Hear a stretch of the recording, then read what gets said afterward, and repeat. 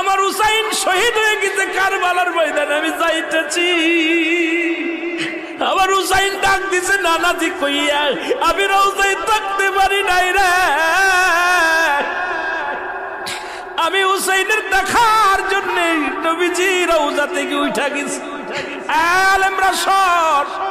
ইবনে আব্বাস বলে আমি স্বপ্নের মধ্যে দেখেছিলাম আমার রাসূল ডাক দে বলে, মক্কা মদিনার মানুষেরা রে আর ঘুমাস না, আর তোরা ঘরের মধ্যে থাকিস না।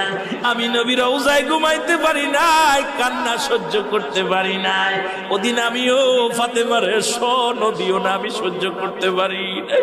আমার হুসাইন যখন ডাক দিয়েছিল না নাজিয়া মুহাম্মাদ